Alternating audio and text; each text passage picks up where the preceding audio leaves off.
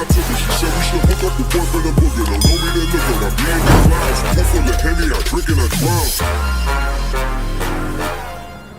Hey guys, what's up? It's Sam from Harkey Fishing, and glad to have you back. I have missed one fishing report because we went to Cabo San Lucas on vacation, and so hate to miss you guys for a week, and but I wanted to get back with you and let you know a little bit about what the fish are doing here on Table Rock Lake. And first off, a little bit about the lake level. The lake level continues to drop, even though we've had a little bit of rain and a little bit of cooler temperatures.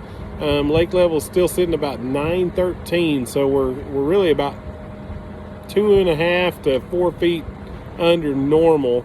I think about this time of year they go to 916, so as a normal pool, and so we're about 3 foot under that. The water temperature is still pretty high. It's about 86 degrees. We finally broke out of the 100-degree day streak that we've had, and we've had some really nice weather, and we've had a little bit of rain. Had a couple inches of rain in Cassville last week, and the water temperatures though are still around 86 degrees here at Campbell Point, and so it's still pretty hot, as far as water temperature goes. But the fishing is changing a lot. And being gone a week, it always worries me. And the fish have been in brush piles. I've been like a broken record. I've been talking about fishing brush piles and finding those brush piles in about 20 to 25 feet. And it's just been a real struggle here lately. It's getting tougher and tougher to find those fish in the brush piles. And so, it's one of those things that typically happens about the middle of August. And here we are at August, I think it's August 19th, and those fish are starting to leave the brush piles. And so, I always hate it when they do that, because that's one of my favorite ways to catch them is in the brush piles. But they are starting to leave. And so a little bit about kind of what's been going on. We fished this last Wednesday night, and honestly didn't have one fish, I don't think, out of a brush pile. And so definitely it's changing up a lot. We caught most of our fish on channel swing banks, but pea gravel points. So where the channel swings up next to a pea gravel point, that's where we seem to find them. We didn't do very good. But we did hook a couple really nice 2.5 to 4 pound fish. Got them right to the boat, and both of them that we hooked managed to spit the hook just out of the net's reach. So it was kind of one of them things that I was glad to get our bad luck out of the way all in one night. It seems like that's the best way to do it. And so this last Wednesday night, we brought a grand total of 0 keepers to the boat, or to the weigh-in. And so kind of a rough night, but that's how fishing goes. Is sometimes you're on them and sometimes you aren't. So this I still think there's fish in these brush piles, and this last Wednesday night was the day after that cold front blew in. We had 72 degrees for a high, and the fish were a little off, though it still took 15 pounds plus to win. And so congratulations to those guys. They figured it out and did what they needed to do to catch a limit. I'm still going to stick with brush piles, until it proves to me that there's no more left in them. And honestly, they'll be in there for another month. It'll just be harder and harder to catch them. But there's still some good fish in those brush piles. And so, personally, in these tournaments, I know the big ones are in those brush piles.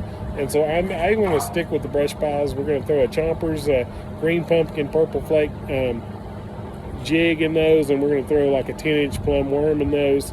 One other thing that we started doing, because there's been quite a few of the spotted bass that are starting to suspend over the top of those, and so I've also got like a 3.8-inch Bass Pro Speed Shad, and I'll reel that on a 1/4 ounce head. We'll reel that right over the top of them. It's really tricky to do that without live scope, and with the live scope I can let that thing drop down until it's just right at the level of the top of that brush pile, and I can swim it right through there. And it's amazing watching that live scope and watching how many of those fish are down in the brush, and you see them come up to look at that to decide if they want to eat it or not. and then they'll decide or not. I mean, sometimes they come on up and eat it, and you watch them eat it on the live scope, set the hook, and go. And then sometimes they just watch it, and sometimes they'll follow it a few feet across the screen and then back down into the brush pile. So, you know, it's pretty cool watching that stuff on the electronics and seeing what they're doing. But that's kind of what we're sticking with. But the other thing that we are trying to do now is we're trying to hit more of the banks. You know, as the fall progresses, fall is one of the toughest times of the year to find fish. And so when you can't find them, the name of the game ends up being speed. You know, can you move, you know, cover enough shoreline to catch them? And so when you're trying to cover shoreline, you know, you don't want to fish a slow bait. So typically you're going to use a little crankbait, a small, like a Strike King 3XD, you know, kind of like your Wigglewort style baits, or a spinner bait works fantastic. You want to keep moving, and you want to focus on, you know, on points and stuff.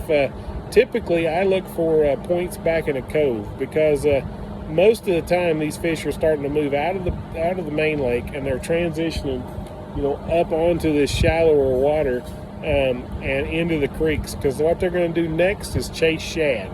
And that's going to be the next, you know, really the next pattern that's coming up is catching these fish that are chasing shad. Topwater is a fantastic thing. I tied my first topwater bait on for the fall today, and so I've got a little black buzzbait tied on. I also like the a little Berkley topwater that's it's kind of a combination. I can't think of the name of it right now, but it's a combination between a spook and a popper, and I think it's called a cane walker, and a really great bait. It's about 4.5, 5 inches long. Those fish are starting to move up on these points, and they're starting to surface. And so if you can get on some of those, sometimes you can put a couple of fish in the boat pretty quick, but it is a little bit early for that. So, but it's coming.